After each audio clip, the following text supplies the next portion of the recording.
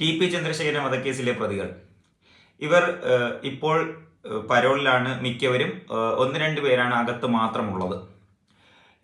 ഇവരിൽ 3 പേരെ കഴിഞ്ഞ ദിവസം ജില്ലാ ജയിൽ സൂപ്രണ്ട് വെറുതെ വിടാൻ പോകുന്നു എന്നുള്ളൊരു കത്ത് ജില്ലാ കമ്മീഷണർക്ക് അയക്കുന്ന ഒരു വാർത്തയാണ് എല്ലാവരും കേട്ടത്. അതിനെപ്പറ്റിയുള്ള ചർച്ചയാണ് എല്ലാവരും കണ്ടത്.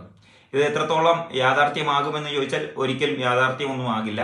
പക്ഷെ ഇത് എന്തിനാണ് എഴുതിയത് എന്ന് വെച്ചാൽ, ഇതിനകത്ത് കിടക്കുന്നവർ അവർക്ക് വേണ്ടി സർക്കാർ പ്രവർത്തിക്കുന്നു, അവരെ പുറത്തിറക്കാൻ വേണ്ടി രാപ്പകലില്ലാതെ അധ്വാനിക്കുന്നു എന്ന് വരുത്തി തീർക്കാനാണ് ഈ ഒരു കത്ത് എഴുതിയിരിക്കുന്നത്. അതാണ് സത്യാവസ്ഥ.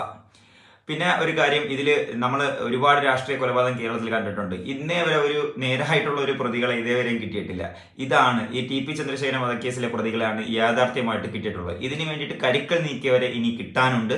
അങ്ങനെയുള്ള പേരുകൾ പുറത്ത് പറയാതിരിക്കാനാണ് ഇങ്ങനെ ഇവരെ പ്രീണപ്പെടുത്തുന്ന വാക്കുകൾ പറഞ്ഞു വെക്കുന്നത്. അതാണ് സത്യാവസ്ഥ.